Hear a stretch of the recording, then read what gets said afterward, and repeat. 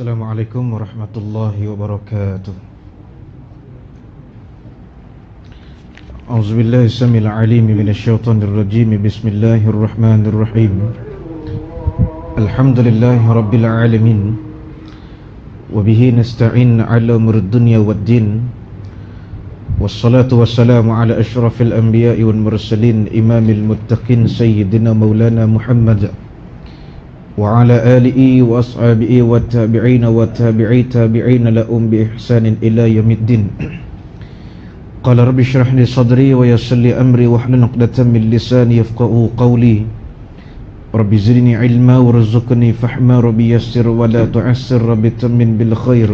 Allahumma 'allimna ma ja'alna ya Allah. Warzuqna tilawatahu ana al-laili wa atrafan nahar hujjatan ya rabbal alamin.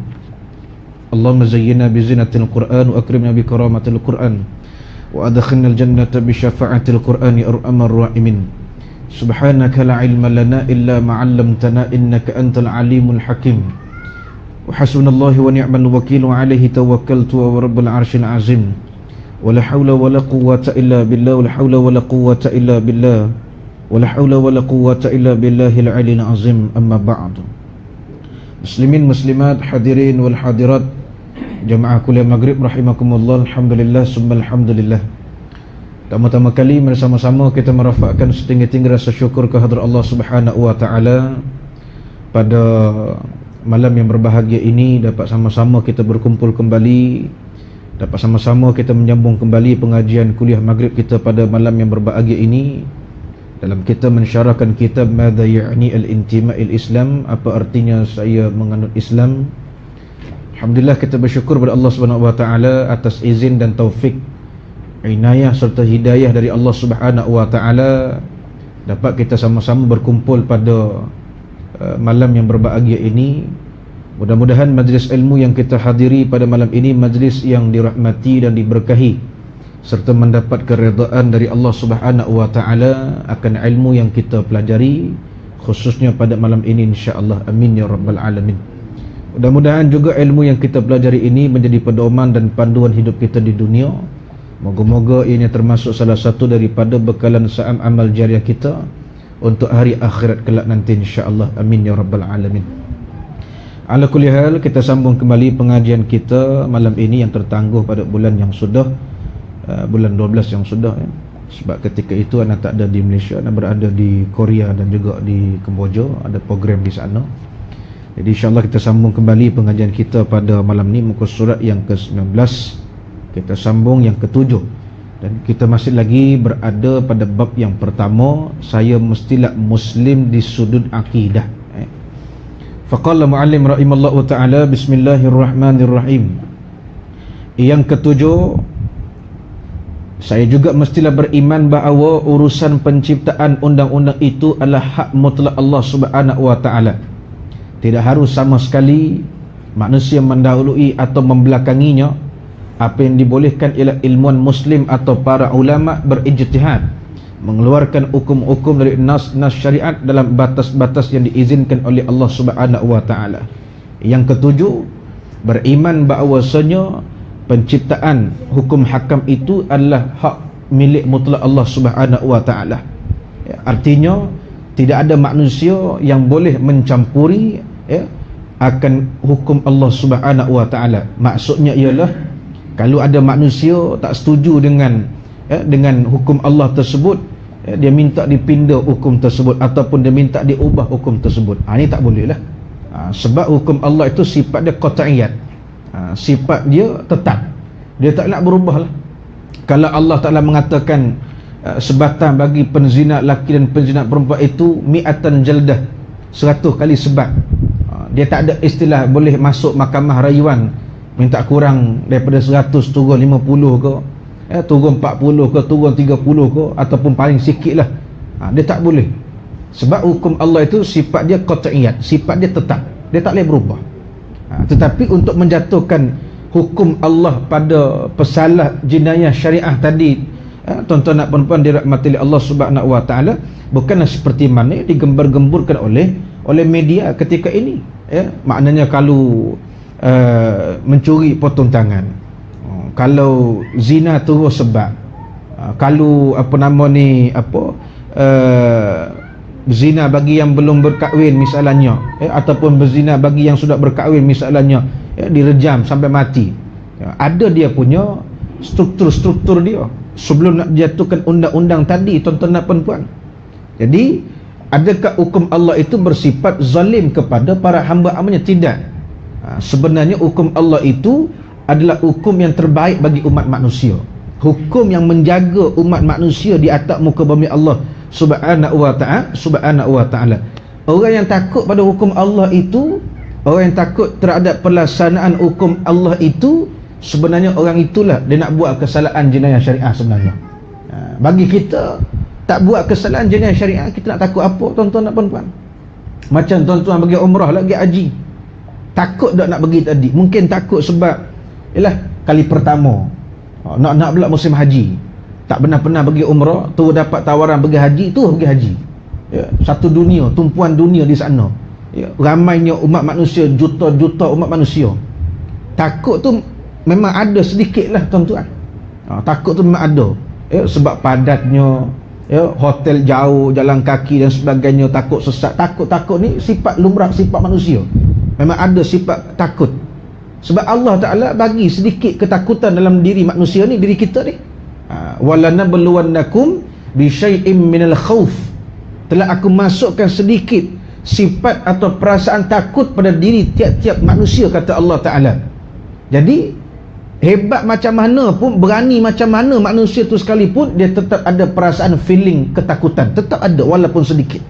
Sebab lumrah manusia al-khawf, Allah masukkan sifat takut dalam diri dia, tuan-tuan dan puan-puan dirahmati oleh Allah. Kalau ada kepala gangster sekalipun, orang kata hebat dia tu, gerun dia, orang takut dengan dia, tuan-tuan dan puan-puan. Tanya balik ke kepala gangster, dia takut ke tak, tuan-tuan? Dia pun takut juga, tuan-tuan. Dia pun takut. Kalau dia kata dia berani dengan polis pun, mulut je, tuan-tuan. Hati dia berdebar, hati dia tak tenang, hati tak tenteram. Nak pula dia buat jenayah, mungkin bunuh dan sebagainya, kemudian polis pula dapat tangkap pula mungkin orang bawah dia pula. Adakah dia tenang? Steady lah. Dia tak steady juga, dia risau juga walaupun sikit, walaupun dia kepala gangster negara contohnya. Sebab lumrah manusia tak boleh hilang sifat takut, takkan boleh hilang, kerana Allah sebut dah tadi, walanabluwannakum bisyai'im minal khawf.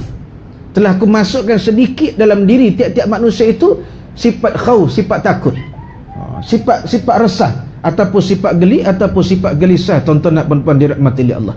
Tapi tidak sedikit pun orang yang pergi umrah, orang pergi haji, dia ada ketakutan terhadap hukum jenayah syariah yang berlaku, yang ada dekat Mekah, Madinah contohnya. Tak ada orang pergi umrah, pergi haji, takutlah dia kata. Apa dia takut? Allah, ada hukum hudud dekat Mekah, Madinah, ada hukum syariah kat umat, takutlah, takut.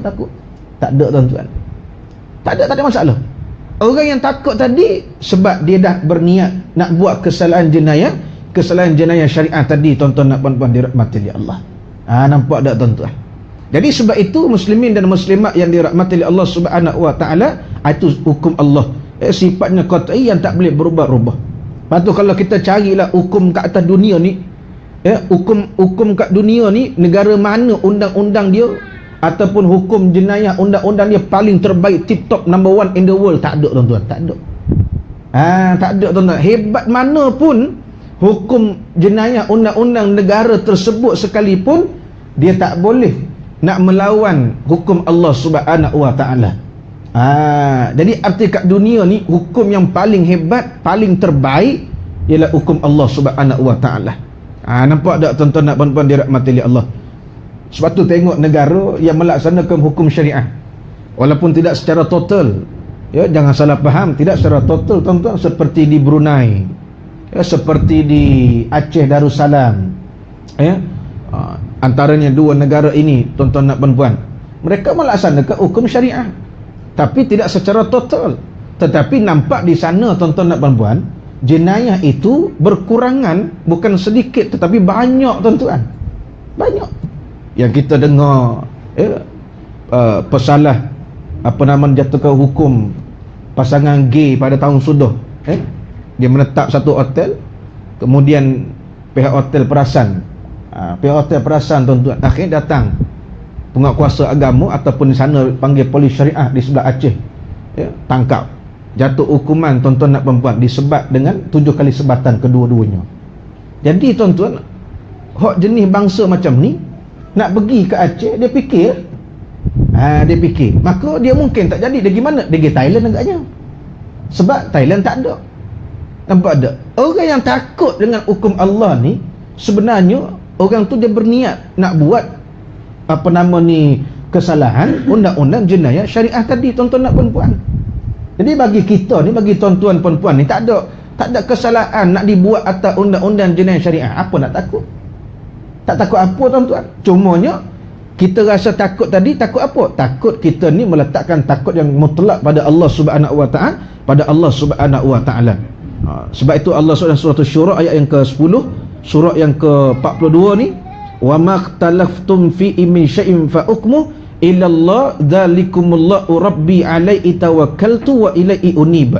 Tentang sesuatu apapun kamu berselisih, maka keputusannya terserahlah kepada Allah Subhanahu wa taala yang mempunyai sifat-sifat demikian. Itulah Allah Tuhanku, kepadanya lah aku bertawakal dan kepadanya aku kembali. Apa saja kita buat, terutamanya perkara-perkara yang baik, tuan-tuan dan perempuan, kita buat kat muka bumi ni, segala apa yang kita buat selesai saja, maka serah pada Allah keputusannya. Baik ke, buruk ke, luluh ke, gagal ke, cemerlang ke, sebaliknya tuan-tuan dan perempuan, maka serah pada Allah. Kerana kita kena ingat, anak sebut sebelum ni tuan-tuan dan perempuan, kehidupan kita ni berada di bawah pengawasan, pengaturan, pergerakan Allah Ta'ala. Ni kalau kita ngaji tauhid, ya, segala yang berlaku di muka bumi ni, yang berlaku di muka bumi adalah daripada pengaturan Allah Ta'ala, pengawasan Allah Ta'ala. Jadi yang kita buat tadi belum tentu lagi berjaya, kadang-kadang belum tentu lagi berlaku. Kadang-kadang yang kita tak duga itu yang berlaku, yang kita duga itu pula yang tak berlaku, sebaliknya tuan-tuan. Ini kuasa Allah, kehebatan Allah Subhanahu wa taala. Jadi bila Allah kata, Allah sebab apa tuan-tuan? Wa iza azamta falyatawakkal 'ala Allah innallaha yuhibbul mutawakkilin. Apa kata Allah? Apabila kamu telah berazam, yakni kamu telah berusaha, kata Allah Subhanahu wa taala, falyatawakkal 'ala Allah, maka serahlah pada aku keputusannya. Serah pada Allah Taala. Yang penting kita dah buat dah sebelum-sebelumnya tuan-tuan. Kita buat dah. Kemudian Allah kata innallaha yuhibbul mutawakkilin. Allah bagi tahu apa? Sesungguhnya aku ni, kata Allah, Tuhan yang amat mengasihani orang-orang yang bertawakal kepadaku. Orang yang berserah pada aku ni, Allah sayang sangat dia tuan-tuan. Apa kita buat, ending dia mesti tawakal pada Allah. Serahlah pada Allah tuan-tuan. Macam AJK surau, dia buat jadual program contohnya. Dia buat jadual program, dia usaha dia macam mana?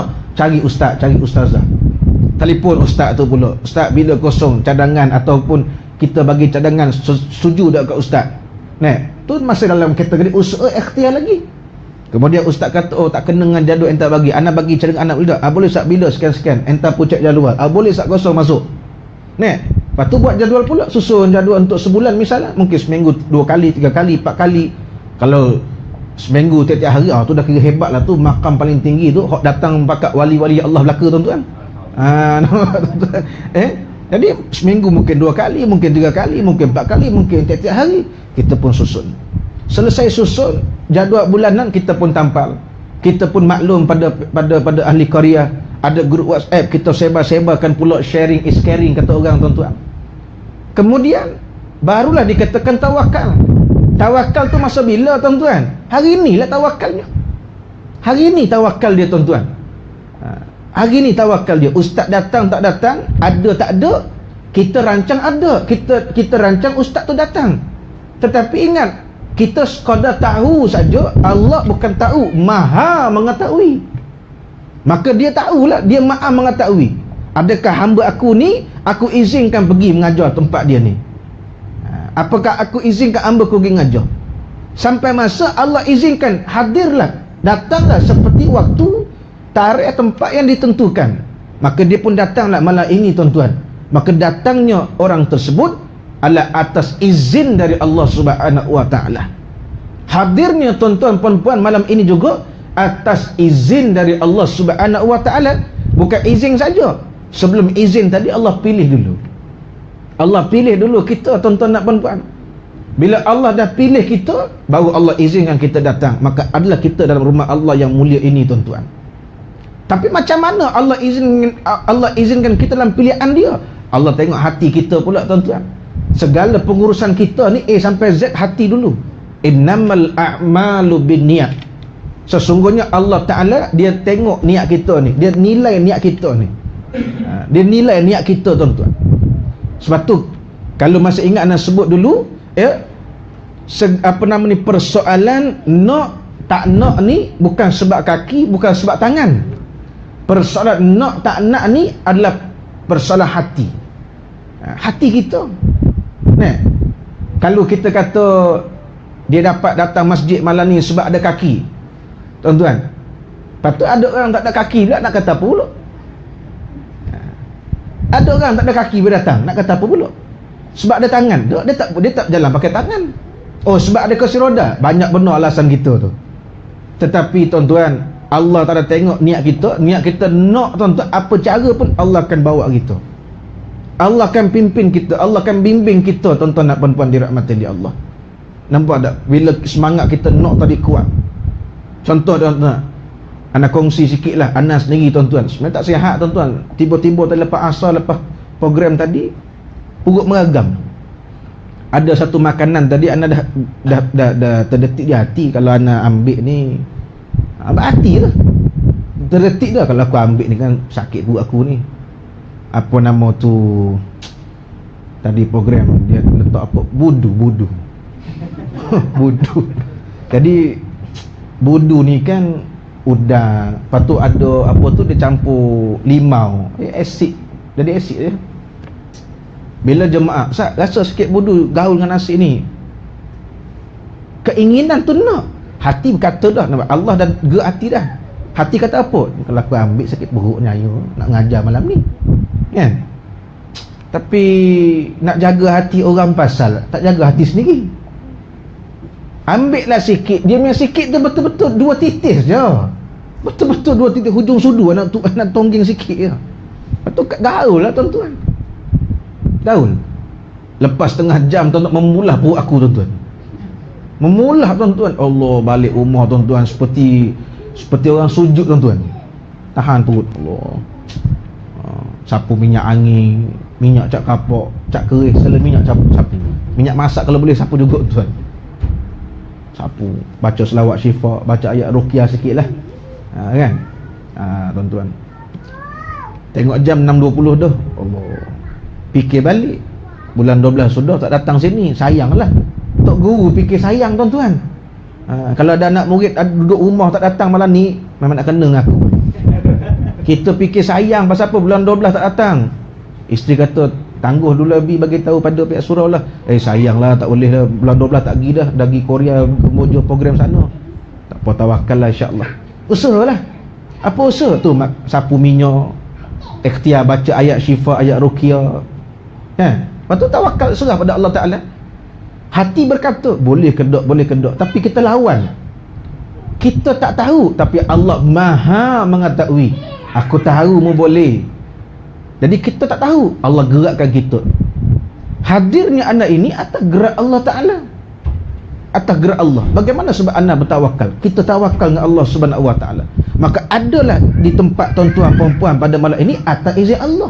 Sebab hati kita tadi nak juga pergi. Hati kita suka tak suka satu benda, hati, bukan mata. Mata lihat. Ada orang buta tak ada mata, tapi kenapa dia suka juga, tuan-tuan? Sebab hati, bukan mata. Dia tak nampak, telinga dia dengar, ada orang bagi tahu, oh cantik gini, ya ke ya. Perasaan dia dah nak, tuan-tuan. Hati juga. Kalau mata dia buta, Ustaz, mata buta, telinga pekak pula. Tuan-tuan, mata buta, telinga pekak. Hati takkan pekak, tuan-tuan. Takkan buta hati tadi.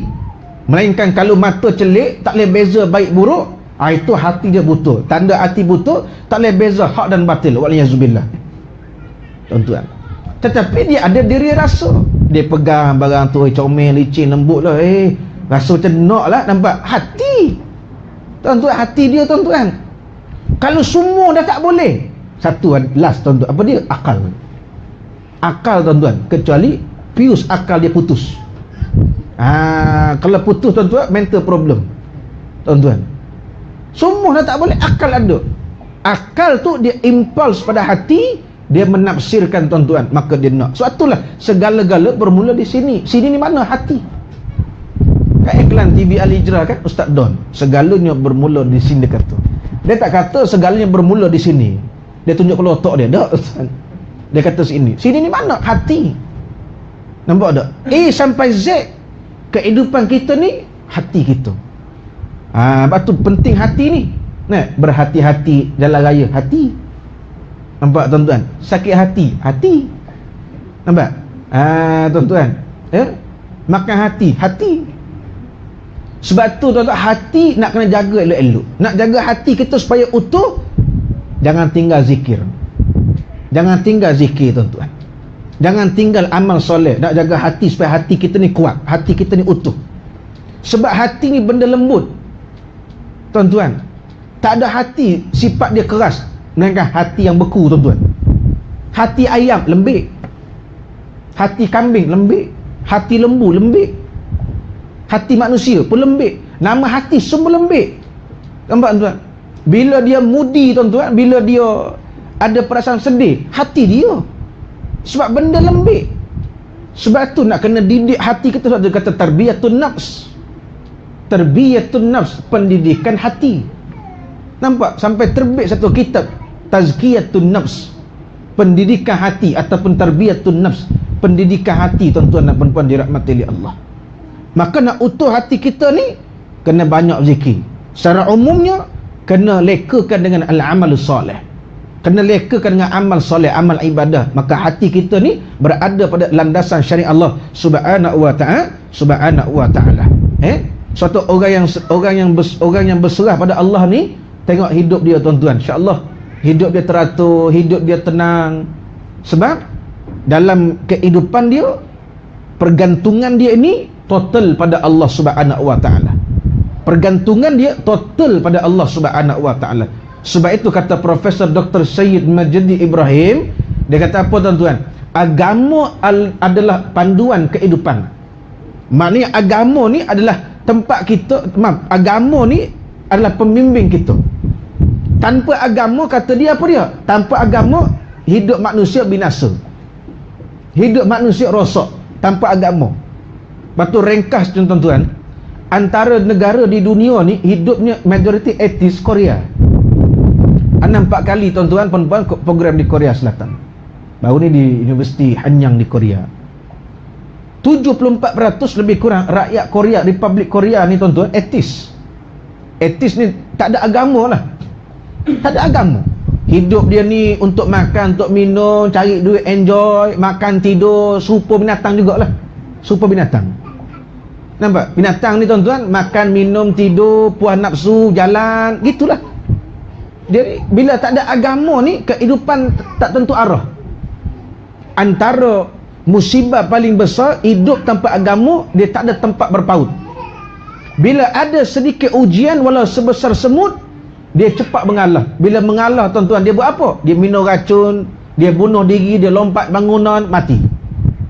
Sebab tu peratus bunuh diri di Korea ni, Korea Selatan terutamanya, naik, bukan menurun, mendadak. Naik tuan-tuan. Sebab bila ditimpa musibah, ditimpa bencana, ujian dalam hidup dia, dia tak ada tempat nak bergantung. Sebab tu beza kita orang Islam. Ada ujian musibah, sekurang-kurangnya apa di lisan kita? Allah, Allah, astaghfirullahalazim. Kuat juga kita ni balik. Sebab kita zikir, ingat Allah. Bila ingat Allah, dia kuat. Nampak tuan-tuan? Dia recharge balik. Bila kita ingat Allah ni, dia recharge balik tuan-tuan dan puan-puan. Patut dia tak ada agama. Dia tak ada agama tuan-tuan dan puan-puan. Ada masalah ujian dalam hidup dia. Nak bergantung pada orang berapa lama? Pergantungan pada orang berapa lama tuan-tuan? Sekali boleh, 2 kali, 3 kali. Kali keempat tuan-tuan, nampak bayang kita, bayang tuan-tuan, nyorok belakang tiang. Nampak tak? Nak bergantung pada orang berapa kali boleh tahan? Tetapi bergantung pada Allah sampai kiamat. Bila dah bergantung ke orang, sampai masuk orang tak boleh nak terima pergantungan dia, Akhirnya tuan-tuan dan puan-puan, dia kosong, jiwa dia kosong. Bila jiwa kosong, hati-hati. Tasawufnya, bila jiwa kosong, syaitan ambil alih hati kita. Bila jiwa kosong, syaitan ambil alih hati kita. Bila syaitan ambil alih hati kita, tuan-tuan dan puan-puan, syaitan tu apa keinginan dia? Na'udzubillah min dzalik. Keinginan syaitan ni, dia tak suka pada kebaikan. Keinginan syaitan, dia suka kepada kejahatan, kemaksiatan, kemungkaran. Hak dosa-dosa ni dia suka syaitan ni. Bila jiwa kita kosong, tasawufnya tuan-tuan, syaitan ambil alih. Bila syaitan ambil alih, maka dia akan binasakan hidup orang tersebut, tuan-tuan dan puan-puan dirahmati oleh Allah. Tengok baru-baru ni ada seorang artis kan, dia jadi pelik sikit tuan-tuan. Pakai serban besar-besar macam menggali tuan-tuan, tiba buat PL dalam video, dalam live Insta ke live Facebook dia tuan-tuan. Kita ni pula pergi jumpa dia, tak ada inisiatif. Pergi dekati dia, tak ada inisiatif. Lepas tu tengok-tengoklah tuan-tuan, jadikan ibrah pengajaran. Dok kutuk lagi, maki hamun dia lagi. Bila kita kutuk maki hamun, syaitan lagi suka. Dok berlawan-lawan, berbalas-balas lah tuan-tuan.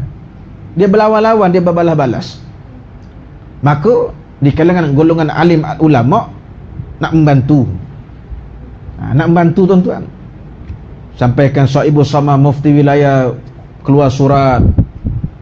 Cara yang paling elok lah tu, nak jumpa, nak tolong apa yang patut, nak apa nama ni, nak siasat lah. Tapi dia tolak pula tuan-tuan, belum masa dia kata. Tapi bila melodi ada jumpa tuan-tuan, buka pula pintu sebesar-besar kedabak tuan-tuan. Nampak inilah kerja syaitan. Syaitan bagi lemah, tak payah jumpa lah mufti. Syaitan bagi semangat, tak apa, melodi mau pergi jumpa, elok, wajib tuan-tuan, wajibul gunnah. Nampak, inilah kerja syaitan. Sebab tu bahaya syaitan, benda tak nampak. Benda nampak senang, tempeleng je. Benda tak nampak. Rock pula tuan-tuan puan-puan nampak, motor selagi bulan, you turn back. Sebab nampak. Tapi speed trap siapa nampak? Dia duduk nyorok belakang jambatan, belakang tiang tuan-tuan, nampak ke? Lah ni okey lah, ada waste sikit tuan-tuan. Itu pun tak selamat juga. Waste ni tuan-tuan dah dekat baru bagi tahu. Sebelum dekat kita tekan 180. Tiba dah dekat tuan-tuan baru bagi tahu tuan-tuan. Memang kena juga tuan-tuan. Benda nampak tak nampak, nampak senang tak nampak. Syaitan ni benda ghaib tak nampak. Bahaya tuan-tuan. Nampak? Jadi tuan-tuan nak puan-puan dirahmati oleh Allah Subhanahu wa taala, tak ada tempat bergantungan. Akhirnya bunuh diri. Atin jadi macam artis Korea baru-baru ni.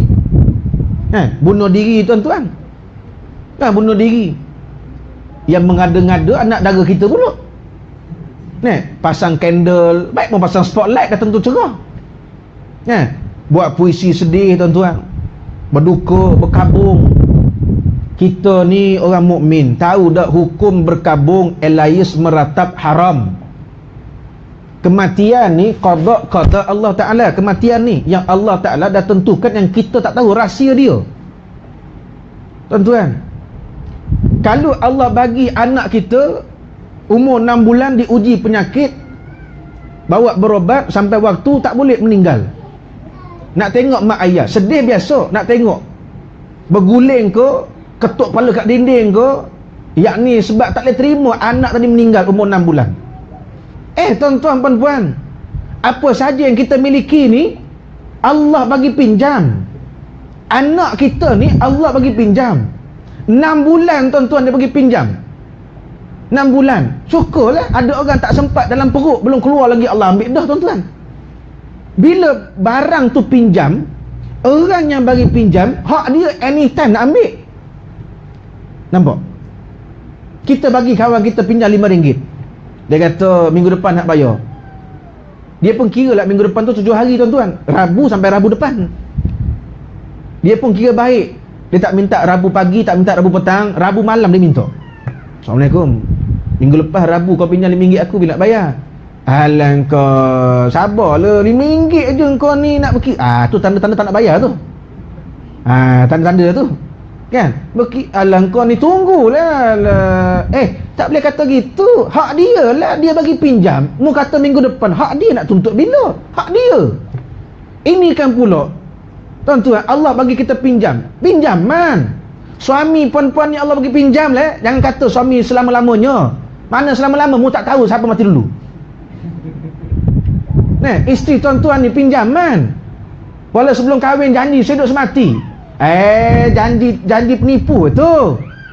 Nah, saya duduk semati. Saya duduk semati. Sematis boleh lah. Dia kata, abang janji saya duduk semati dengan ayang, dengan anja, dia kata. Hak anja pun Allah percaya juga. Goblok juga lah. Oh. Kan? Syaitan nak bagi kata kuat lah tu. Lupa ke kita duk janji seduk semati? Mu lupa ke? Hak hidup mati ni bukan kerja kita, kerja Allah. Anak kuliah satu hospital swasta. Anak kata apa? Para doktor buat kerja doktor. Doktor jangan buat kerja Allah Ta'ala. Tak faham? Anak fahamkan anak kata. Berapa ramai doktor ni dia ambil alih kerja Allah Ta'ala. Pakcik, ada tempoh 6 bulan je pakcik. Nampak? Tak sedar dia syirik dengan Allah Ta'ala. Nampak tuan-tuan? Lepas tu kita kena faham Islam sebenar ni. Doktor buat kerja doktor. Apa kerja doktor? Menyelamatkan pesakit. Menyelamat orang sakit. Mu tak usah bagi tempoh lah doktor ada 3 bulan. Pakcik ada 6 bulan. Kak ada 4 bulan. Bang ada 9 bulan. Tak usah bagi tempoh gitu. Bukan kerja mu. Hidup mati kerja Allah. Kerja mu ni apa? Bagi semangat ke dia. Makan obat. Bagi petua jaga kesihatan. Tak usah ceritalah. 6 bulan lagi pakcik. Dah pakcik menggigil tuan-tuan. Elok seronok nak makan tuan-tuan. Hilang selera tuan-tuan. Nampak kambing pun kambing nak disondol ni tuan-tuan. Sebelum tu pantang dengan kambing tuan-tuan. Meleleh elio tuan-tuan. Nitih atas peha tuan-tuan. Dengan 6 bulan tuan-tuan. Hilang segala. Mandi tak basah. Menipu sungguh tu. Ya, makan tak selera mungkin boleh jadi. Tidur tak lena boleh jadi tuan-tuan. Mandi tak basah tu aku fikir 10 kali tu. Mandi tak basah. Punya ayat tu boleh tahan tuan-tuan. Tiba-tiba sampai 6 bulan tuan-tuan. Hidup pula dia. Bulan ke-7 dia pula jumpa doktor. Doktor kata 6 bulan dah 7 bulan. Wah, hebat pakcik ni tuan-tuan. Doktor mungkin terdiam seketika. Oh, pandai pula doktor. Doktor kata apa? Kuasa Allah pakcik ya. Dah 7 bulan kuasa Allah. Tadi masa 6 bulan lepas, mu cakap pakcik 6 bulan, mu tak kata pun kuasa Allah Ta'ala. Mu kata kiraan kami 6 bulan. Kiraan dia tuan-tuan. Dia tak tahu kiraan Allah Subhanahu Wa Ta'ala. Nampak tuan-tuan? Sebab tu iktikad kita kena jazam. Iktikad kita kena jazam. Iktikad kita kena kuat. Kena padu tuan-tuan dan puan-puan dirahmati Allah Subhanahu Wa Ta'ala. Subhanahu Wa Ta'ala.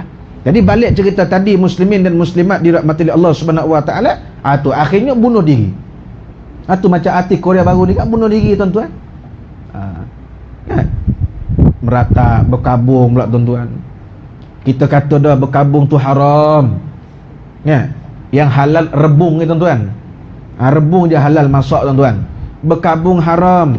Meratap pula tuan-tuan haram. Mufti tegur, dia marahnya mufti, dia makinya mufti. Na'udzubillah min dzalik. Kita berada kat Korea, tanya budak Korea, hok cakap orang putih, mu tak sedih ke artis pun mati baru ni? Nak sedih buat apa? Dia kata dia mati bukan kena bunuh, dia mati bukan sebab terbunuh, dia mati bukan sebab tua, dia mati bunuh diri. Nak sedih buat apa? Dia cari pasal. Orang Korea tak ada agama, cakap macam ada agama. Orang yang ada agama pergi buat perbuatan tak ada agama. Ni kita nak kena fikir balik. Nak fikir balik tuan-tuan. Suatu hari ni Islam berkembang pesat di Australia pula, di Korea. Tuan-tuan, Islam berkembang pesat di Korea. Hari ni Islam Korea 14% lebih kurang. Alhamdulillah tuan-tuan. Sebab orang yang tak ada agama ni, dia akan cari kebenaran. Apabila dia cari kebenaran, agama yang paling pelik di dunia, maksud pelik ni agama yang diganyang di dunia, siapa dia? Islam lah. Maka dia tengok kenapa Islam diganyang, kenapa Islam dikepung, tuan-tuan. Maka dia dekati Islam. Bila dia dekati, dia merasakan keamanan tadi tuan-tuan. Dia rasa seronok, dia rasa tenang tuan-tuan. Betul lah, Islam tu maknanya apa? Islam itu kata Hamka 3 makna. Pertama kata Hamka, Islam itu keselamatan. Kedua, Islam itu keamanan. Ketiga, Islam itu kebahagiaan ataupun keselamatan. Betul lah tuan-tuan. Bila dia dekati Islam, dia rasa seronok, rasa aman, rasa tenang dan sebagainya tuan-tuan. Sebelum tu dia dedah tubuh dia tuan-tuan, rasa tak selamat. Orang duk cuit-cuit, orang duk duk siul ke dia, fiwit, nampak tak? Bila dia tutup badan dia tutup tubuh badan dia, tuan-tuan, tak ada orang nak kacau dia, nak siul ke dia, nak kacau, tak ada. Maka ketika itu dia berfikir, betul Islam ni agama keselamatan. Nampak tak, tuan-tuan? Nampak? Sebab itulah muslimin dan muslimat dirahmati oleh Allah Subhanahu wa taala, ya, hukum Allah itu bukan bersifat zalim, tak. Tetapi hukum Allah itu sifat dia nak jaga umat manusia di muka bumi. Nak jaga umat manusia di muka bumi Allah Subhanahu wa taala. Baik, yang ke-8. Saya mestilah berusaha mengetahui nama-nama dan sifat-sifat Allah yang layak bagi kemuliaannya. Abu Hurairah radhiyallahu an berkata, Rasulullah sallallahu alaihi wasallam bersabda, lillahi tis'atun wa tis'una isman mi'atun illa wahidan la yahfazu ahadun illa dakhalal jannah wa huwa witrun yuhibbul witr. Rawahul Bukhari wal Muslim. Allah Ta'ala mempunyai 99 nama. Apa dia? Asma'ullah Al-Husna. Kurang 100. Siapa yang menghafalnya akan masuki syurga. Allah itu ganjil, yakni tunggal, dan dia menyukai bilangan yang ganjil, yakni tunggal. Nampak? Satu memang betul. Ada riwayat lain menyatakan siapa yang menghafal Asma'ullahul Husna dan sifatnya. Bukan hafal nama saja, sifatnya juga, tuan-tuan dan puan-puan. Maksud sifatnya apa, tuan-tuan? Bila kata Allah Ar-Rahman, apa sifat Ar-Rahman? Kemudian kita belajar sifat Ar-Rahman, kita mengamati sifat Ar-Rahman tadi sampailah habislah, sampai habis 99 tadi, tuan-tuan dan puan-puan. Dia hafal nama Allah dan sifat-sifatnya, sifat-sifat Asma'ullahul Husna, dakhalal jannah, maka masuklah ia ke syurga, kata Rasulullah sallallahu alaihi wasallam. Jadi tuan-tuan, insya-Allah kita hafal Asma'ullahul Husna. Nas'aluka ya man huwallahu alladzi la ilaha illa huwar rahman, sampai habislah kita hafal, insya-Allah. Baik, cukup ke sekadar hafal? Kita selami sifat-sifat dia pula.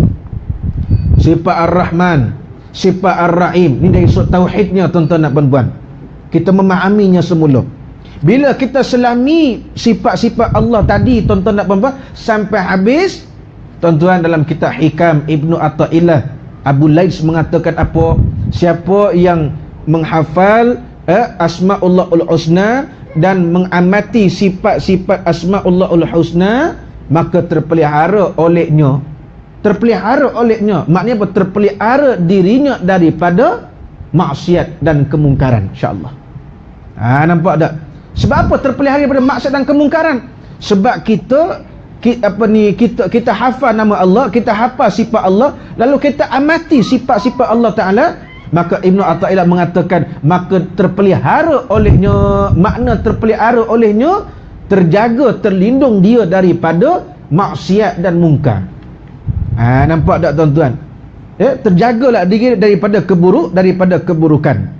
Jadi kalau kita dah hafal, tuan-tuan dan puan-puan, kita selami pula sifat-sifat dia, tuan-tuan. Kita selami zat-zat dia pula, tuan-tuan dan puan-puan, dirahmati oleh Allah Subhanahu wa taala. Sebab tu bila kita witir kan, bila kita solat witir, tuan-tuan dan puan-puan, 3 rakaat 2 salam. Kan? Sebab Allah suka witir, suka tunggal. Buat 3 rakaat 2 salam, maknanya 2-1 dah. 2-1. Bila orang tanya, boleh ke tak ustaz nak buat witir direct 3 rakaat terus?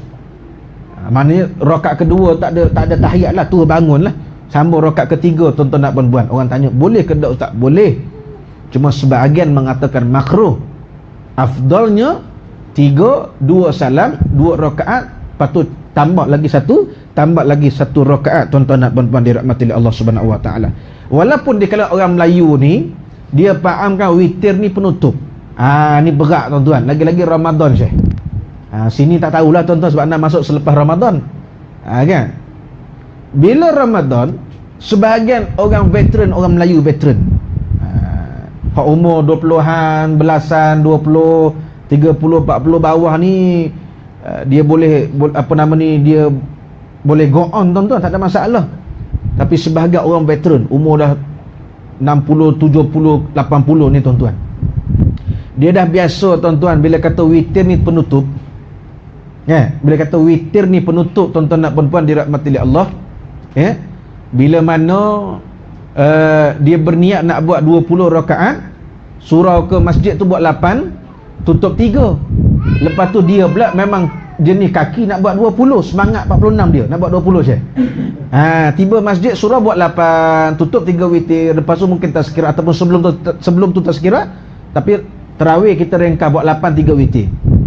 Ada sebagai orang-orang lama ni tuan-tuan dan puan-puan, bila buat 8 tutup 3 witir, masuk witir 3 rakaat ni dia tak nak buat. Dia pergi belakang. Selalu dia dua sebab. Pertama, sama ada balik nak sambung, ataupun sebab kedua ni dia nak bangun tahajud. Di sini berlaku kesalahpahaman. Sebab itulah Ramadan digalakkan sangat buat tazkirah tuan-tuan. Kebetulan orang ramai tuan-tuan, kebetulan Ramadan orang ramai. Nak pula tuan-tuan dan puan-puan, hak datang pula majoriti tuan-tuan ahli persatuan tahunan. Kan? Ahli persatuan tahunan. Jadi kita buat tazkirah, lantaklah orang nak kata apa tuan-tuan. Bukan kita buat majlis maksiat. Kan? Orang yang cakap banyak tu tanya balik. Orang berdua-duaan kat depan kau cegah tak? Kelak malam tu kau pergi buat laporan tutup ke tak? Atau kau pergi ambush tak kelak malam tu? Lubuk-lubuk maksiat tu kau ambush ke tak?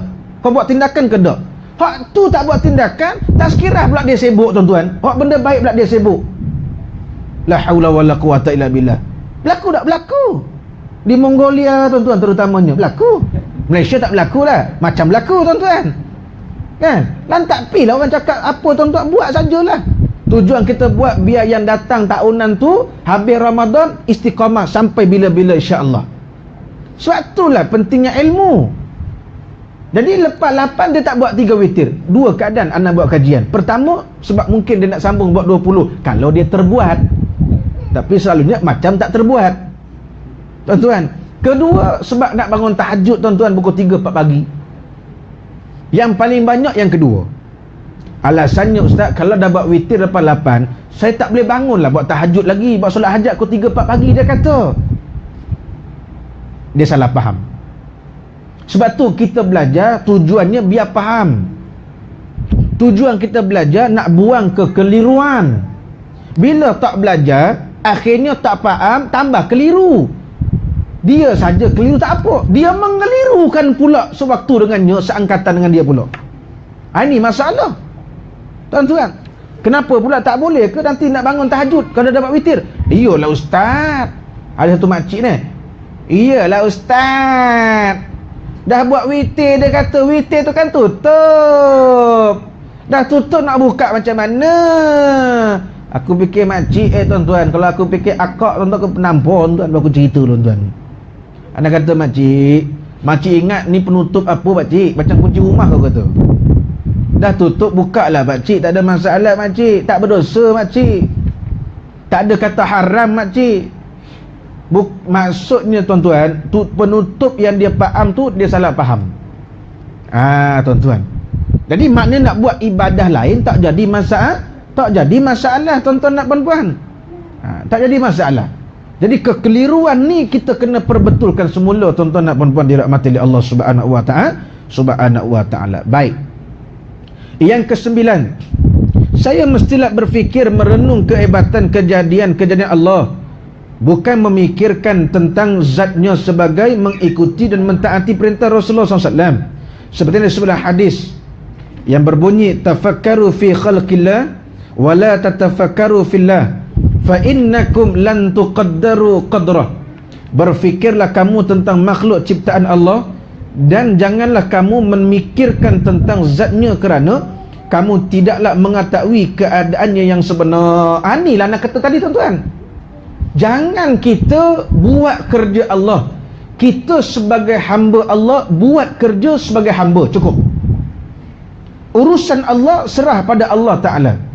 Jangan kita tuan-tuan nak puan-puan nak melampaui batas, kita nak ambil alih kerja Allah Subhanahu wa Ta'ala.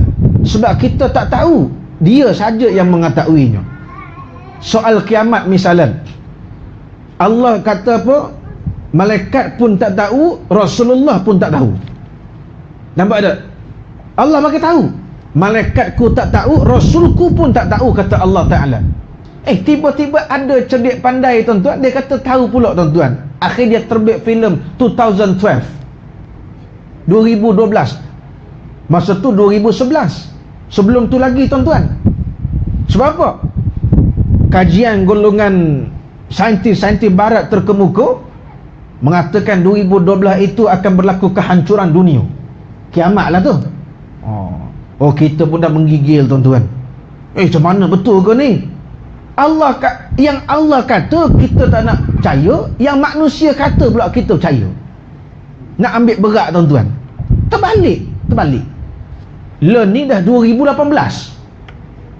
Siapa yang nak menempelak ahli barat ni tuan-tuan dan puan-puan dirahmati Allah?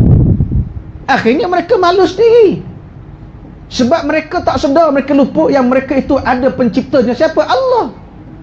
Walaupun mereka itu Nasara, tetapi yang menciptakan Nasara, yang menciptakan Yahudi, yang menciptakan kita Islam ni, semua makhluk atas muka bumi ni, baik di bumi hatta di langit sekalipun, siapa cipta? Allah Ta'ala. Allah cipta kita tuan-tuan. Jadi Allah yang tahu bila kiamat, kita tak tahu. Maka kita sebagai manusia, apa perlu kita buat? Persiapan untuk menghadapinya. Apa persiapan dia tuan-tuan dan puan-puan? Al-amalus soleh, amal ibadah kita, amal kebajikan kita, amal kita tuan-tuan.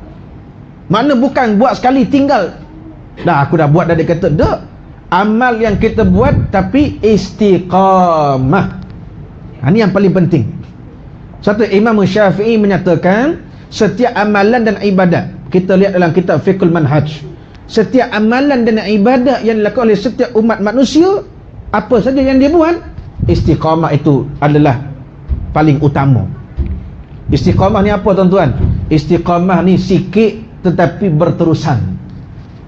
Sikit berterusan. Ini yang paling Allah Ta'ala suka. Jangan banyak tapi tinggal lama. Contoh ginilah, dia tolong surau buat kebajikan, dapatlah 5,000 tuan-tuan, kutipan dia dapat 5,000. Dia pun serahkan pada imam ke, biro dakwah ke, pengurusi ke, ni kutipan 5,000 daripada aku sendirilah, aku tolong kutip-kutip. Dia kata Alhamdulillah dapat 5,000. Dia kata dia buat amal jariah lah, dia tolong bantuan kebajikan surau kita misalnya tuan-tuan. Dapat 5,000 tuan-tuan, kita pun terima, Alhamdulillah, terima kasih lah. Kita pun jawablah tuan-tuan, mudah-mudahan diberkati Allah hidup engkau, murah rezeki, mudah-mudahan kita katakan amin, kita kata gitu tuan-tuan. Dia pun dah bagi kita RM5,000 dah tuan-tuan. Dapat banyak ni 5,000. Tapi tuan-tuan, lepas serah 5,000 tuan-tuan, setahun dia tak tolong lagi dah tuan-tuan. Setahun tak tolong lagi tuan-tuan dan puan-puan. Dia rasa 5,000 tu dah banyak tuan-tuan dirahmati oleh Allah. Tuan-tuan, amal yang begini tak nak, Allah tak nak tuan-tuan. Yang Allah nak biar sikit tapi berterusan. Biar tiap-tiap bulan dapat RM10 pun tak apa, contoh. Tapi istiqamah tuan-tuan dan puan-puan, tiap-tiap bulan ada pulangan RM10, RM20, RM100 contohnya. Gitu juga kita beribadat, baca Quran. Biar sikit tuan-tuan, hari ni satu muka surat, besok satu muka surat, ada masa mungkin tambah lagi 2 muka surat. Kita tak nak tuan-tuan Ramadan pulun habis Quran. Ramadan pulun habis. Samalah tuan-tuan jaganya tadarus. Habis Ramadan bukan tadarus, terus apa ni? Anda beranggap terus baca insya-Allah. Tapi kalau terus tinggal, tak dapat dia nak menolong tuan-tuan. Kita tak nak macam tu. Tiap-tiap hari Ramadan tadarus, muslimin malam, muslimat pagi. Tak nak begitu. Habis Ramadan buat jadual sendiri. Yang penting walau kita sendiri baca tiap-tiap hari tuan-tuan. Kata Al-Alamah Fadilatul Syekh Nuruddin Marbu Al-Banjar Al-Makki, dia kata apa? Sekurang-kurangnya tuan-tuan dan puan-puan, kita mentadabbur Quran itu 2 kali sehari. Sekurang-kurang tu Syekh. Mana paling sikit, minimal tuan-tuan 2 kali. Bila? Pagi sekali, mungkin lepas subuh. Kedua malam sebelum tidur tuan-tuan.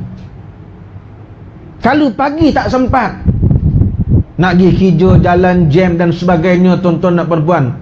Tengah hari tak sempat, petang tak sempat. Ada satu waktu insya-Allah akan sempat. Bila? Sebelum tidur karang lah, tuan-tuan dan puan-puan.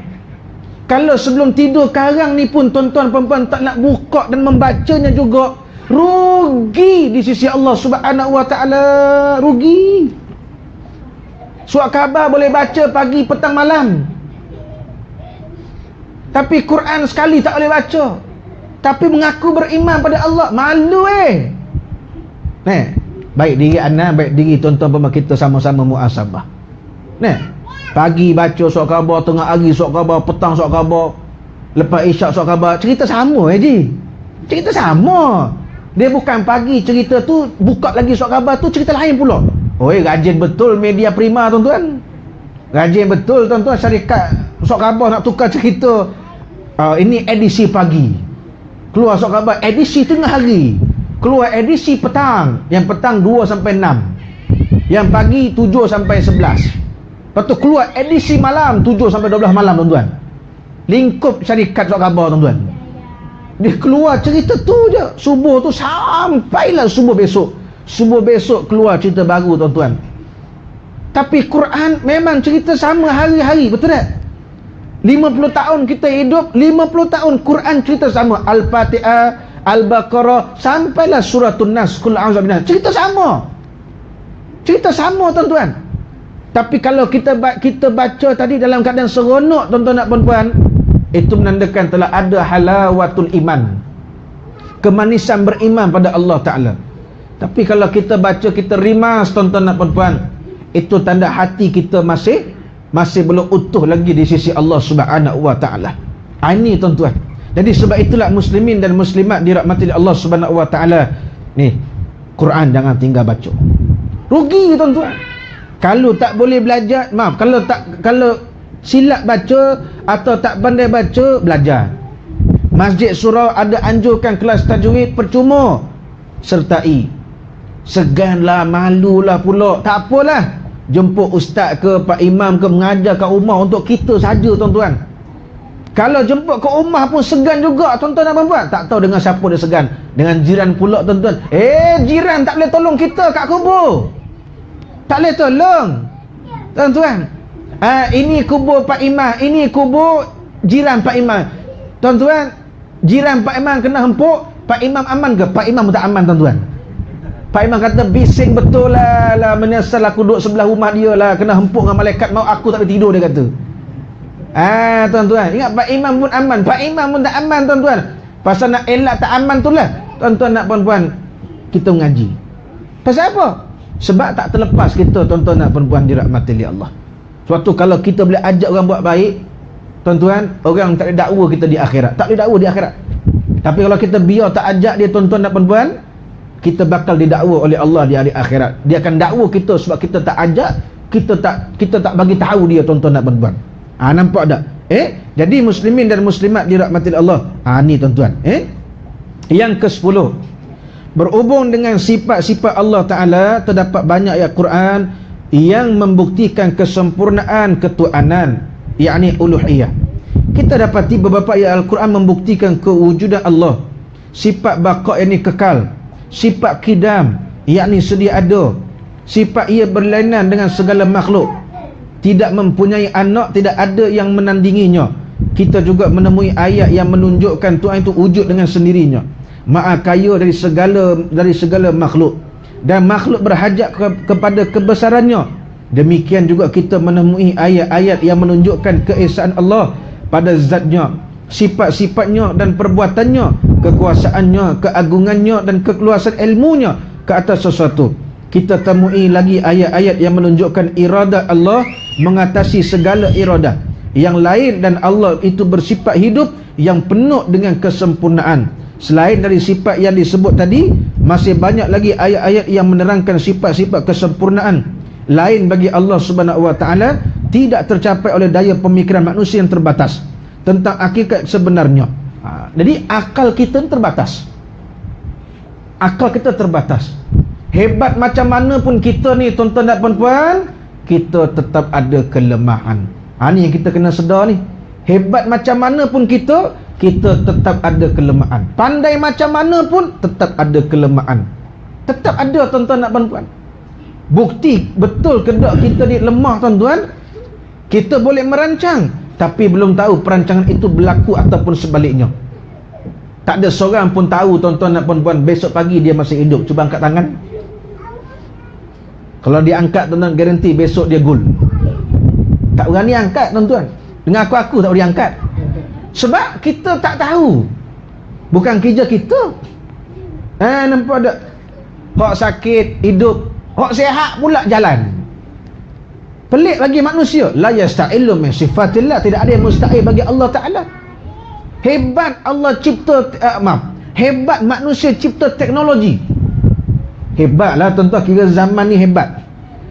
Anak borak-borak dengan orang tua anak, tuan-tuan. Orang tua anak dia suka borak dengan anak, dia suka borak dengan anak menantu, suka borak. Tuan-tuan, ramai-ramai anak, tuan-tuan, dia suka borak dengan anak. Dia suka borak dengan menantu-menantu, dia suka borak, tuan-tuan. Al-maklum lah, tuan-tuan, bekas pegawai kanan kerajaan pula, tuan-tuan, pengarah jaga negeri pula tu, dia suka borak-borak, tuan-tuan. Jadi, tuan-tuan, zaman dia tak ada lah handphone canggih ni. Zaman dia jenis handphone yang paling anjing mapuh tu. Besar ni ada, tuan-tuan, dekat Maidin ada jual, insya-Allah. Botol air tu boleh tu. Zaman ni, tuan-tuan, macam-macam lah kehebatan teknologi. Dia pakai handphone biasa, ya. Dia tak pakai handphone macam kita ada WhatsApp, tuan-tuan, tu yang payah tu. SMS dia, telefon dia boleh dua, SMS boleh telefon. Dia tak ada WhatsApp, dia tak nak pakai. Dia tak ikuti perkembangan zaman, dia tak ikut. Tak apalah, hak dia lah, tuan-tuan. Dia pun duk borak-borak macam-macam kelebihan sekarang, ya. Jauh beza dengan zaman bapak, dia kata. Tuan-tuan, cuma satu ayat tu anda teringat, tuan-tuan. Satu ayat tu anda teringat, tuan-tuan dan puan-puan, kan? Hebat macam mana manusia cipta teknologi ni, hebat lagi Allah Ta'ala, dia kata. Kenapa, tuan-tuan? Handphone, dia kata. Dia tengok kita pasang dekat cermin, kan, apa tu, Google Maps, Waze. Kadang pasang Waze ni pun wasting time juga, tuan-tuan. Kan? Pasang. Boleh tunjuk jalan mana singkat, jalan mudah, tuan-tuan. Jalan masuk parit pun dia tunjukkan, tuan-tuan. Tahu-tahu dah masuk dalam parit, tuan-tuan. Kan? Hebat. Teknologi telefon tu ada Waze, ada macam-macam, tuan-tuan. Tapi telefon tu ada kelemahan tak? Hebat macam mana jenama handphone tu tak ada kelemahan. Apa kelemahan tadi yang kita kena jaga dia? Antaranya apa, tuan-tuan? Kena charge telefon. Sampai masa bateri low, tuan-tuan, nak kena cucuk, tuan-tuan. Dia tak boleh ambil wire cucuk kat hidung, tak boleh. Tak boleh, tuan-tuan. Tak boleh ambil wire cucuk kat telinga, tak boleh, tuan-tuan. Kalau cucuk juga, soal orang kata bekas penghuni tampoi ataupun tanjung rambutan je. Hebat macam mana teknologi tu tetap ada kelemahan. Hebat. Ada kereta, tuan-tuan, kereta Volkswagen yang edisi baru, kan, dia ada setting situ, tuan-tuan, dia boleh parking sendiri. Kita tekan je, dia boleh parking sendiri je. Kalau yang tak beli, jangan lupa mengenal rasmi, kan. Tekan dia ada button, dia boleh reverse ni, kita duduk je. Tapi tetap ada kelemahan, Syekh. Aku ingat aku parking reverse ke belakang lagi cepat, tuan-tuan. Kita sengit sikit depan, undur balik, tegak dah. Dia aku tengok 3-4 kali pusing. Artinya apa? Ada kelemahan? Ada kelemahan juga. Sebab apa, tuan-tuan? Sebab yang cipta telefon tu, yang cipta kereta tu, button reverse sendiri tu, siapa cipta? Manusia. Manusia tu siapa cipta? Allah. Tuan-tuan, yang mencipta dengan yang dicipta, siapa lagi hebat? Sudah pastilah yang mencipta lebih hebat daripada yang dicipta. Maka siapa yang mencipta? Allah. Yang dicipta siapa? Manusia cipta kereta tadi, cipta telefon tadi, tuan-tuan dan puan-puan. Maka ada kelemahan lah benda tersebut. Nak marah buat apa, tuan-tuan? Nampak? Nak marah buat apa? Kita marah, tuan-tuan, pencipta telefon ni, contohlah, tuan-tuan. Tak payah marah dia, tuan-tuan. Kata Profesor Emeritus dinobatkan pencipta telefon terbaik di dunia, katanya. Yang nobat tu siapa? Yang nobat orang. Orang yang ubat dia pun mungkin terlepas pandang kelebihan terlepas pandang kekurangan dia, tuan-tuan. Nampak tak, tuan-tuan? Jadi bagi kita orang mukmin ni tak payah marah. Sebab apa, tuan-tuan? Sebab dia juga ada kelemahan. Sebab ada yang mencipta dia siapa? Allah Azza wa Jalla. Allah Ta'ala cipta dia. Allah Ta'ala cipta dia, tuan-tuan dan puan-puan, dirahmati oleh Allah. Nampak tak, tuan-tuan? Allahu Akbar, tuan-tuan. Nampak? Kalau malam ni, tuan-tuan, ada buat rakaman go live. Ada buat rakaman go live malam ni, Masya Allah, tuan-tuan. Orang boleh dengar, tuan-tuan, dapat kongsi ilmu, Masya Allah. Ada kelemahan tak rakaman ni? Ada kelemahan. Tengah-tengah rakam, tuan-tuan, dia boleh goyang pula. Tengah-tengah rakam suara tak keluar pula. Tengah-tengah rakam, tuan-tuan, macam-macam. Yang paling masalah, tiba-tiba tengok bateri tinggal 15%. Tukang pegang kata apa? Cepatlah ustaz habis, cepatlah ustaz habis. Kan contohlah, bukan perakam sini, perakam di sebelah Thailand, tuan-tuan. Tetap ada kelemahan.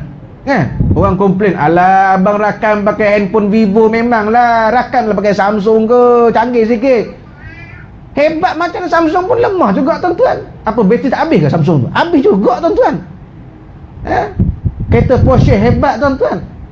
Bateri kereta tak habis, bateri kereta Porsche tu. Habis bateri kereta tu, tuan-tuan. Sampai masa tukar bateri kereta baru, kena lagi 300-400 ringgit. Nampak tak, tuan-tuan? Sebab tu anda katakan tadi, nak jadi macam tu, etikot kita kena jazam. Nampak tak, tuan-tuan? Jadi kita, apa saja yang kita tengok dekat bumi ni, kita rasakan takzimnya Allah Ta'ala, maha agungnya Allah Subhanahu Wa Ta'ala. Baik, yang terakhir, yang ke-11, saya mesti meyakini bahawa pendapat dan pandangan para salaf adalah lebih utama untuk diikuti supaya dapat menyelesaikan perbahasan tentang pentakwilan dan pentaktilan setengah ayat suci Quran, yakni membiarkan sebahagian dari sifat-sifat Allah dalam Al-Quran dengan menyerahkan hakikat sebenar mengenai maknanya kepada Allah Tabaraka wa Ta'ala. Saya juga mesti meyakini bahawa berbagai bentuk pentakwilan ayat-ayat tertentu oleh golongan khalaf, yakni golongan yang terkemudian, tidak wajar dijadikan sebab kepada perselisihan yang berlarutan, dan jangan sampai timbul kembali perbalaan di antara golongan khalaf dan salaf di masa lampau maupun masa kini. Jadi, tuan-tuan, ada benda-benda yang khilaf ini, terutamanya jangan kita gaduh besar. Jangan kita berbalah, tuan-tuan dan puan-puan. Benda khilaf ni, nak buat sila, tak nak buat jalan. Yang jadi masalah, dah lah tak nak buat, tuan-tuan, dia mengajak orang pula jangan buat. Ini yang the big problem. Ini masalah besar. Kalau kau tak nak zikir dengan imam, tak nak zikir berjemaah, kau baliklah. Jangan kau cuit kawan sebelah pula, jom bid'ah. Bid'ah saja, tuan-tuan. Nampak? Bila solat subuh, tuan-tuan, talqin pula, kunut. Kan? Tak nak angkat tangan, kunut. Pasal apa tak angkat? Bid'ah. Rasulullah tak buat, dia kata. Tuan-tuan, golongan-golongan yang macam ni ana pelik bin ajaib, tuan-tuan. Kalau kita tahu orang tu tak betul, tuan-tuan nak ikut lagi ke? Takkan ikut. Tiba-tiba tak setuju dengan orang tu, tapi tuan-tuan ikut belakang dia. Bab angkat tangan kunut pula yang tuan-tuan tak setuju, bab itu sajalah. Tapi sembahyang belakang dia aku setuju, dia kata. Kalau perbuatan dia tak betul, maka keseluruhan pun tak betul lah. Kau ikut dia buat apa? Ni satu golongan ni, tuan-tuan, apa masalah? Kemudian dia hasut orang pula jangan buat. Itu yang satu hari pernah ditanya oleh seorang hamba Allah kepada almarhum Kiai Haji Zainuddin MZ. Ditanya oleh seorang hamba Allah, Pak Kiai, ada saya mau nanyain Pak Kiai. Kiai kalau selepas solat, Kiai zikir ya? Iya. Kiai kalau ada kematian di kuburan, Kiai talqin ya? Iya. Kiai kalau subuh, Kiai kunut ya? Iya. Kiai pun jawab, kita kan ahli sunnah wal jamaah. Kok ditanyain zikirnya lepas solat, talqinnya di kuburan, kunutnya subuh, tahlilan, kok ditanya? Gini Pak Kiai, saya tanyain sama Pak Kiai, itu kan perbuatan yang enggak pernah dilakuin oleh Rasulullah Pak Kiai. Itu kan bid'ah, Jawa ya. Itu kan bid'ah Pak Kiai. Tengok apa jawapan almarhum Kiai Haji Zainal MZ, tuan-tuan. Dia kata apa? Mas, maaf ya mas, mas ini seperti orang yang enggak ada kerjaannya mas. Nampak? Kok zikir dikata bid'ah? Kok tahlilan dikata bid'ah? Kok kunut dikata bid'ah? Sedangkan yang bermaksiat, yang mabuk itu masih rame. Kok enggak dicegah? Kok ini yang dicegah mas? Mas ini seperti orang enggak waras. Terdiam kawan tuan-tuan. Ini masalah hari ini tuan-tuan. Nampak tak? Maulid bid'ah, jangan buat. Tuan-tuan, betul ana senang je tuan-tuan. Kalau ini tak boleh, itu tak boleh, ada orang yang mendakwa ini tak boleh, itu tak boleh, bid'ah lah, tak boleh lah, Rasulullah tak buat lah, jangan buat, dia kata. Satu syarat. Dengan syarat tuan-tuan dan perempuan, kelak-kelak malam dah tak ada, pelacuran dah tak ada, silakan. Tapi kalau kelak malam masih berlambak, pelacuran masih berlambak tuan-tuan, itu dulu menjadi kewajiban fardu, dicegah dulu tuan-tuan dan perempuan. Bukan pergi cegah halang orang nak zikir, berdoa beramai-ramai. Ni puak-puak tak ada kerja tuan-tuan. Lepas tu hasut orang jangan buat tuan-tuan, dicuit orang pula jangan buat tuan-tuan dan perempuan dirahmati oleh Allah. Pelik tuan-tuan. Ini yang ini berlaku mutaakhir ini, muslimin dan muslimat dirahmati. Suatu tuan-tuan ya nak menempelak golongan-golongan ni tuan-tuan, ana sarankan tuan-tuan beli satu kitab. InsyaAllah kedai buku banyak tuan-tuan. Kalau paling jelas tuan-tuan dekat Pasar Jawa Kelang banyak tuan-tuan. Ya. Tajuk buku dia Khilaf itu satu rahmat, Al-Khilafu huwa rahmah, karangan almarhum Ustaz Fazli Al-Yamani yang meninggal kat negara China 2 tahun lepas dah. Beliau sempat mengarang kitab tu tuan-tuan. Beli tuan-tuan, ana pun beli. Rujuk baca tuan-tuan. Elok orang macam kita ni elok baca buku tu untuk menempelak hujah-hujah puak-puak ni, terutamanya tuan-tuan dirahmati oleh Allah Subhanahu wa taala. Kena hati-hatilah tuan-tuan. Kena hati-hati. Sebab itu bahayanya golongan-golongan macam ni, bahaya tuan-tuan. Jadi macam mana pun tuan-tuan, kita jangan sampai tahap terpengaruh. Teruskanlah buat tuan-tuan, tak jadi masalah. Bukan isu besar pun tuan-tuan, bukannya haram pun. Bagi kita orang awam, kita sedar ya, pahala kita kurang. Ini antara cara nak menambah pahala kita di sisi Allah Subhanahu wa taala tuan-tuan. Ada ada masa kita nak bersedekah, kita bersedekah. Tambah pahala kita dengan cara yang mudah tuan-tuan dirahmati Allah Subhanahu wa taala. Allah Subhanahu wa taala. Jadi kita berhenti setakat tu insya-Allah. Ada beberapa lagi, ada lebih kurang 2 muka surat lagi. Insya-Allah kita akan sambung pada kuliah bulan hadapan. Mudah-mudahan apa yang kita dengar, yang kita pelajari pada malam yang berbahagia ni dapat sama-sama menimba ilmu yang bermanfaat. Ya, mudah-mudahan Allah Ta'ala sentiasa memelihara dan membimbing hidup kita semua di dunia sampai akhirat insya-Allah. Amin ya rabbal alamin. Insya-Allah kita sambung lagi pada bulan hadapan. Wallahu alam. Yang baik dari Allah, yang lemah terhadap sebuah kekurangan datang dari kelemahan diri ana. Insya-Allah kita jumpa lagi. Aku qouli hadza wa astaghfirullahal azim li wa lakum. Wassalamualaikum warahmatullahi wabarakatuh. Aqimussalah.